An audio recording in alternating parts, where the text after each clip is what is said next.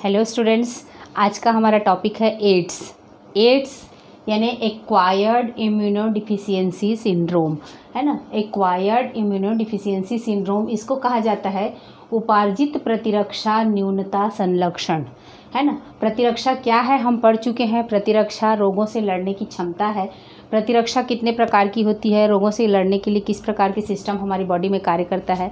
प्रतिरक्षा तंत्र में कौन कौन से घटक हैं, 2 प्रकार के हम पढ़ चुके हैं, सेल मीडिएटेड और ह्यूमोरल, है ना।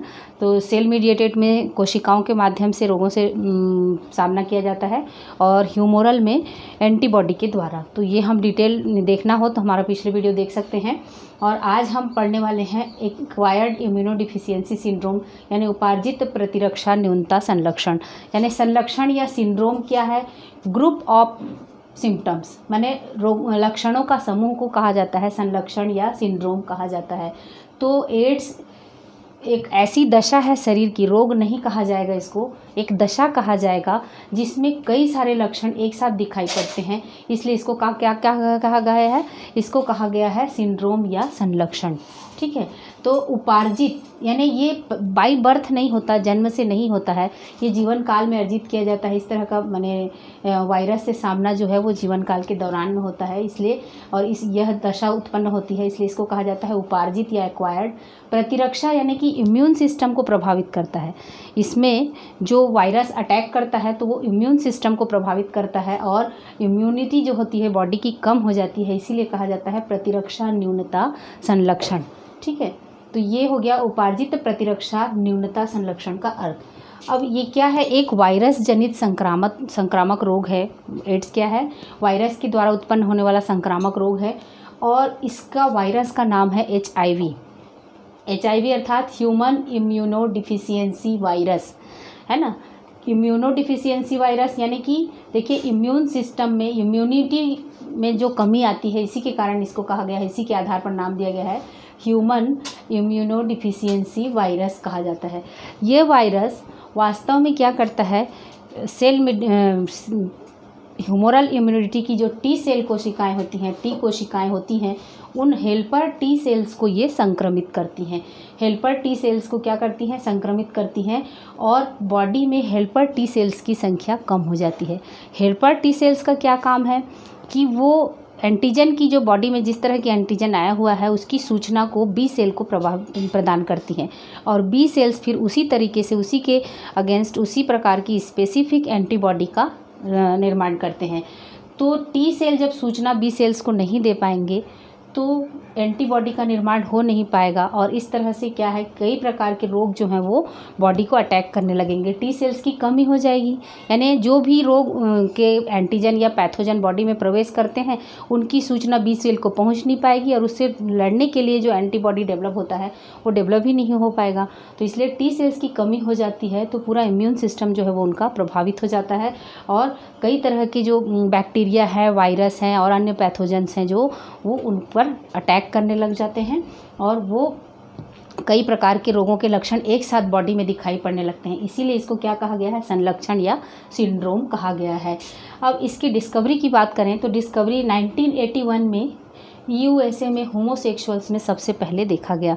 1981 में USA में होमोसेक्सुअल्स में सबसे पहले देखा गया और 1983 में लुक मॉन्टेग्नायर तथा उनके सहयोगियों ने इनकी खोज की सबसे पहले और उनको क्या नाम दिया? लिम्फा एडिनो वायरस कहा 1983 में। 81 में अमेरिका में होमोसेक्सुअल्स में देखा गया और 1983 में लुक मॉन्टेग्नायर तथा उनके कलीग्स ने खोज की और कहा इसको लिम्फा एडिनो वायरस कहा। 1986 में सबसे पहले चेन्नई में रिपोर्ट हुआ सेक्स वर्कर्स के बीच में, है ना। ऐसी महिलाएं जो कि सेक्स वर्कर्स थीं उनमें 1986 में सबसे पहले इंडिया में इसको रिपोर्ट किया गया और उसको उसी समय इस वायरस का नाम दिया गया HIV ह्यूमन इम्यूनोडिफिशियंसी वायरस कहा गया। इसे अमेरिका में HCLV3 के नाम से जाना जाता है, human cell leukaemia virus. Leukaemia virus क्यों? क्योंकि वाइट ब्लड सेल्स पर सबसे पहले अफेक्ट करती हैं। इनका सबसे पहला आक्रमण WBC की मैक्रोफेजेस कोशिकाओं पर होता है, इसीलिए इसको क्या कहा गया? और माने इम्यून सिस्टम की कोशिकाओं को नष्ट करती हैं, इसीलिए क्या कहा गया, ह्यूमन सेल ल्यूकेमिया वायरस कहा गया। तो ये उसकी डिस्कवरी की बात हो गई। अब देखते हैं कि ये वायरस की संरचना किस प्रकार से होती है। वायरस की संरचना किस प्रकार से होती है, क्या क्या पार्ट इसमें वायरस में पाए जाते हैं।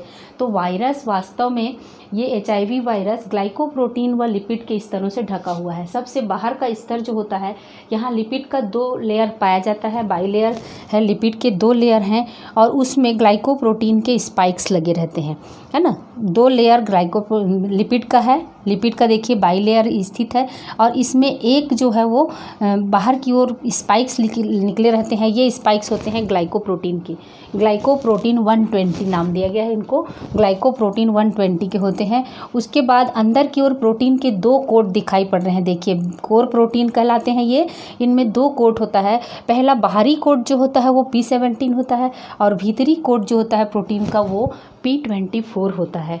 तो इस तरह से बाहर से पूरा 2 लिपिड और प्रोटीन की कोट से ढका हुआ है वायरस का बाहर लेयर जो है, आवरण है।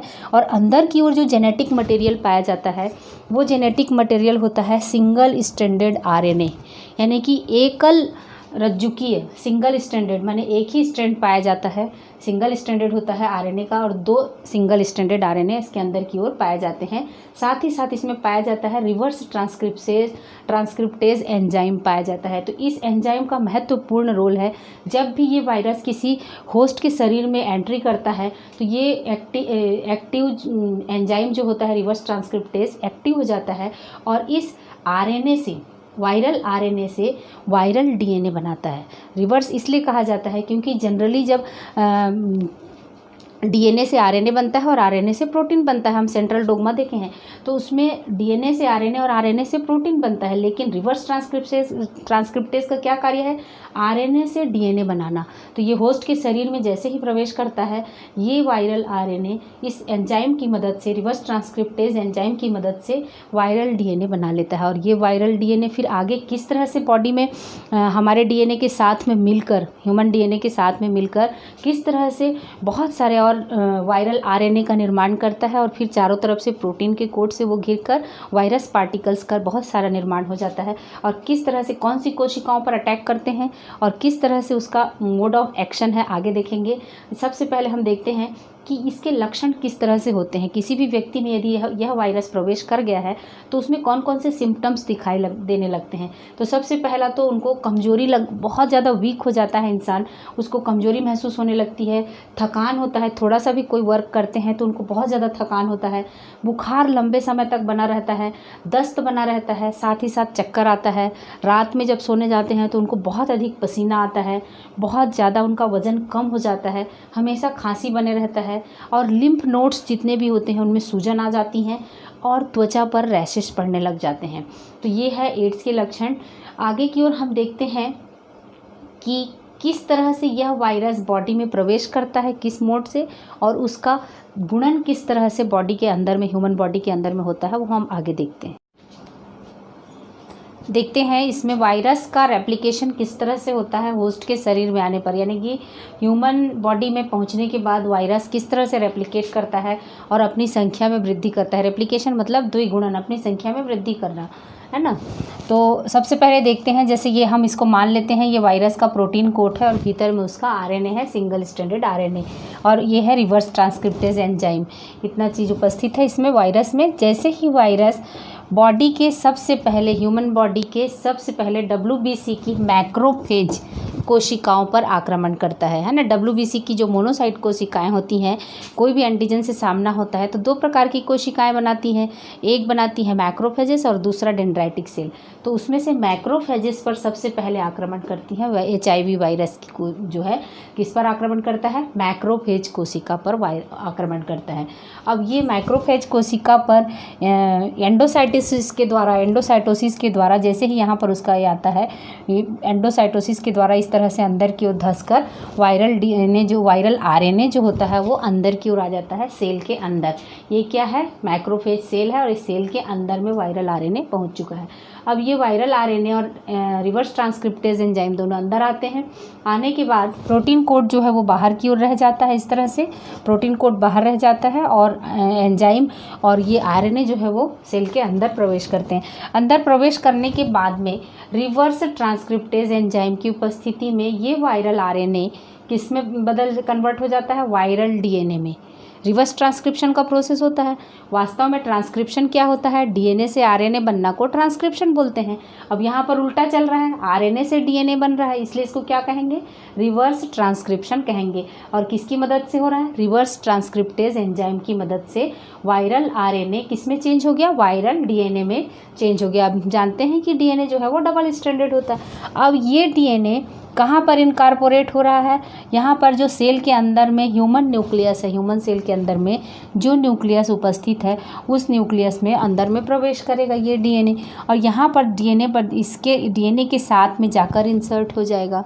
ह्यूमन डीएनए के साथ में या होस्ट डीएनए के साथ में ये इंसर्ट हो जाएगा।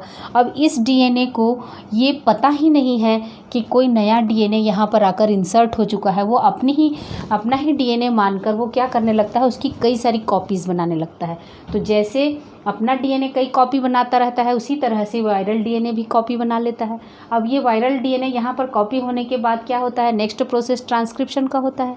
डीएनए से क्या बनता है? आरएनए बनता है। तो जैसा होस्ट डीएनए से होस्ट आरएनए का निर्माण होता है, उसी तरह से यहाँ पर जो वायरल डीएनए है वैसा ही वायरल आरएनए का निर्माण हो जाता है। फिर से जो यहाँ पर प्रवेश किया था वही चीज़ यहाँ फिर से होता है।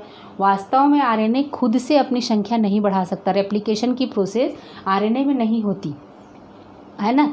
आरएनए से वो डीएनए बनाया है, फिर डीएनए से क्या होता है? डीएनए से फिर डीएनए का निर्माण हो सकता है, लेकिन आरएनए अपनी आरएनए नहीं बना सकता। आरएनए से जब डीएनए बनेगा तो डीएनए जो है वो डीएनए बना सकता है। माने डुप्लीकेशन की क्रिया सिर्फ डीएनए में पाई जाती है। यह क्षमता किस में पाई जाती है? सिर्फ डीएनए में पाई जाती है, और ये आरएनए में रेप्लिकेशन या डुप्लीकेशन की क्षमता नहीं पाई जाती है। तो ये वायरल डीएनए में पहले चेंज होता है, और ये महत्वपूर्ण इसकी विशेषता है कि इसमें रिवर्स ट्रांसक्रिप्टेज एंजाइम पाया जाता है। इसी की वजह से ही ये यहाँ पर डीएनए निर्माण कर सकता है, और डीएनए जो है वो फिर से डीएनए के साथ में मिलकर न्यूक्लियस में जाकर डुप्लीकेट हो सकता है। तो किसमें नया वायरल डीएनए बन गया? डीएनए से क्या बन गया? उसका फिर ट्रांसक्रिप्शन का होगा। डीएनए से आरएनए बनेगा। जिस तरह से ह्यूमन होस्ट डीएनए से होस्ट आरएनए बनता रहता है, उसी तरह से ट्रांसक्रिप्शन का प्रोसेस होगा। इसको पता भी नहीं है कि इसमें वायरल डीएनए है, और उस अपना जिस तरह से कॉपी बनाता है इसका भी कॉपी बना लेता है, और कॉपी बनाने के बाद ये ट्रांसक्रिप्शन का प्रोसेस करता है, और ट्रांसक्रिप्शन से बहुत सारे आरएनए जो है वो न्यूक्लियस से साइटोप्लाज्म में आ जाते हैं। तो वायरल आरएनए, नए वायरल आरएनए यहाँ पर आ गए, है ना। यहाँ पर देखिए, इन्फेक्टेड सेल अगेन प्रोड्यूस, बार बार ये प्रोड्यूस करने लगता है। Infected cell again produce new viral RNA, माने एक बार बनाया, दोबारा बनाया, कई बार बना के कई सारी संख्या में वायरल आरएनए को कहाँ? साइटोप्लाज्म में फ्री करता जाता है। अब ये साइटोप्लाज्म में इसके चारों तरफ प्रोटीन के कोड जो हैं वो इकट्ठे हो जाते हैं और वायरस पार्टिकल को बना लेते हैं। अब ये वायरस पार्टिकल बहुत अधिक संख्या में बनते हैं और एक्सोसाइटोसिस के माध्यम से बाहर की ओर निकलते जाते हैं। सेल के बाहर माध्यम में या टिश्यू फ्लूइड में आ जाते हैं, और टिश्यू फ्लूइड में और ब्लड वेसल्स में आकर कहाँ तक पहुँच जाते हैं? हेल्पर टी सेल्स तक पहुँच जाते हैं। दूसरे सेल्स पर अटैक करते हैं। तो कौन से सेल पर सबसे ज़्यादा अटैक करता है? HIV हेल्पर टी सेल पर अटैक करता है। अब ये हेल्पर टी सेल का कार्य क्या था कि ये बी सेल्स को एक्टिवेट करती थी एंटीबॉडी बनाने के लिए। तो ये इन पर अटैक करके इनकी संख्या को HIV से वायरस जो है वो ख़त्म करता जाता है, और ये बी सेल्स को इन्फॉर्मेशन नहीं दे पाती हैं, और शरीर की इम्यूनिटी पूरी तरह से बिगड़ जाती है, और वह इंसान जो है वो पूरी तरह से बीमार हो जाता है। कई रोगों का सामना उसको करना पड़ता है, कई रोग के लक्षण दिखाई पड़ने लगते हैं। तो हेल्पर टी सेल में सीधे वो नहीं जुड़ता है, बल्कि हेल्पर टी सेल में विशेष प्रकार का एक रिसेप्टर पाया जाता है, CD4, है ना। ये रिसेप्टर जो होता है CD4 रिसेप्टर ही इस वायरस पार्टिकल के साथ में अटैच हो सकता है। स्पेसिफिक है, किसके साथ अटैच होता है? इसके साथ में अटैच हो सकता है CD4 वायरस पार्टिकल के साथ में, और ये प्रोसेस बार बार रिपीट होता रहता है। जैसे वायरस HIV एंट्री किया, RNA से वायरल DNA बना, वायरल DNA से क्या बना?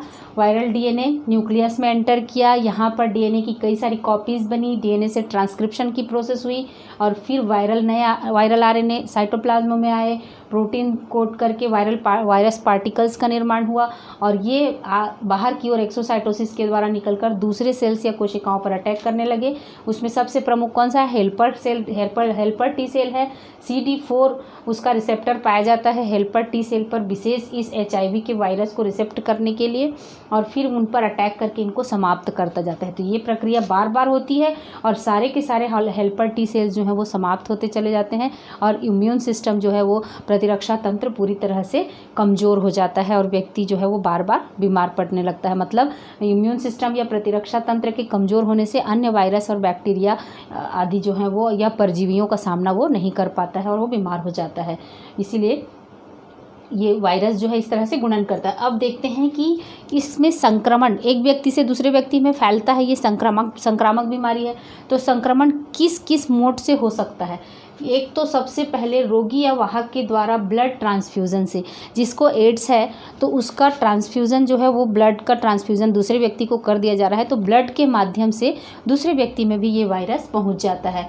संक्रमित सुई द्वारा इंजेक्शन से, यदि इंजेक्शन लगाया जा रहा है, किसी व्यक्ति को इंजेक्शन लगाया गया है एड्स वाले व्यक्ति को, और उसी इंजेक्शन से यदि उसी सुई से या उसी इंजेक्शन से दूसरे व्यक्ति को लगा दिया जाए तो उसको भी एड्स हो सकता है। तीसरा, मल्टीपल सेक्सुअल पार्टनर से, है ना, क्योंकि ये फ्लूइड के माध्यम से फैलता है। एड्स जो है वो फैलने का मुख्य कारण क्या है इसका? कि सीमन, वीर्य या ब्लड के द्वारा एक व्यक्ति से दूसरे व्यक्ति में पहुंचता है।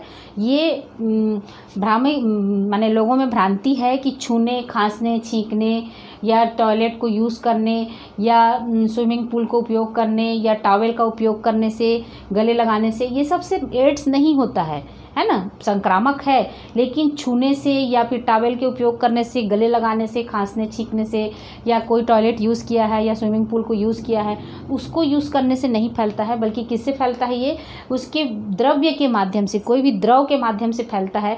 तो वीर्य है या फिर ब्लड है, इनके माध्यम से एक व्यक्ति से दूसरे व्यक्ति में जाता है।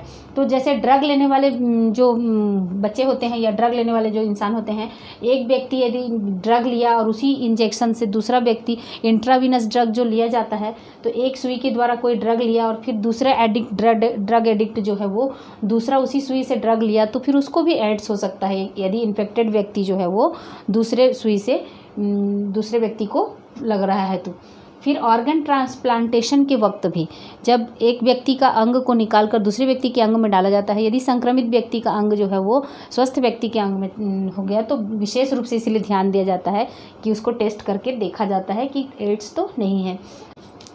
कृत्रिम गर्भाधान के वक्त यदि आर्टिफिशियल इंसेमिनेशन या कृत्रिम रूप से वीर्य का सेचन किया जाता है, इन्फेक्टेड व्यक्ति का वीर्य यदि किसी स्वस्थ गर्भवती स्त्री के स्वस्थ स्त्री में यदि ट्रांसफ़र कर दिया जाए तो वीर्य के माध्यम से वह स्त्री भी इन्फेक्ट हो सकती है। तो इन्फेक्शन का मात्र ये कौन कौन से कारण हैं? एक तो रोगी के ब्लड ट्रांसफ्यूजन से, एक संक्रमित माँ से बच्चे को, है ना, कोई गर्भवती स्त्री यदि एड्स से ग्रसित है तो उसके बच्चे को भी एड्स हो सकता है। संक्रमित सुई या इंजेक्शन के द्वारा हो सकता है, मल्टीपल सेक्सुअल पार्टनर हो सकता है, ड्रग एडिक्शन के समय में कई एक इंजेक्शन से कई ड्रग एडिक्ट्स जो हैं वो ड्रग लेते हैं तो उसके कारण भी हो सकता है। ऑर्गन ट्रांसप्लांटेशन के समय में भी ध्यान रखा जाता है, खतरा रहता है एक व्यक्ति से दूसरे व्यक्ति में फैलने का। आर्टिफिशियल इंसेमिनेशन या कृत्रिम वीर्यसेचन के समय भी ये एक व्यक्ति से दूसरे व्यक्ति में फैल सकता है। तो यह है संक्रमण का, किस तरह से उसमें संक्रमण होता है। आगे देखते हैं कि इसका निदान किस तरह से होता है और बचाव के लिए कौन कौन सी सावधानियां अपनाई जाती हैं और उपचार कौन कौन से उपलब्ध हैं। वास्तव में एड्स के लिए तो कोई दवाई बनी नहीं है, कोई उपचार नहीं है, उसकी सावधानियां ही उसका उपचार है ना। इसीलिए कहते हैं कि ये एक डेथ वारंट है। जिसको भी यदि एड्स हो जाता है तो वो तुरंत उसकी मृत्यु ना हो भले, लेकिन निकट भविष्य में उसकी मृत्यु निश्चित होती है। इसलिए एड्स को क्या कहा जाता है? डेथ वारंट कहा जाता है। तो इसकी सावधानियों को अपनाकर व्यक्ति जो है थोड़ा ज़्यादा दिन जीवित रह सकता है। हमने देखा कि किस तरह से वायरस गुणन करता है बॉडी में, और उसका देखिए इंक्यूबेशन पीरियड है 12 सप्ताह के बाद में। बॉडी में जैसे ही प्रवेश करता है 12 सप्ताह के बाद में टेस्ट कराने पर वो उसका डायग्नोसिस हो जाता है कि एड्स का वायरस जो है वो बॉडी में प्रवेश किया है, यानी 12 सप्ताह के बाद। लेकिन ये 6 से 10 वर्ष तक किसी भी व्यक्ति के शरीर में निष्क्रिय पड़ा रह सकता है, अर्थात व्यक्ति उस रोग का वाहक रह सकता है।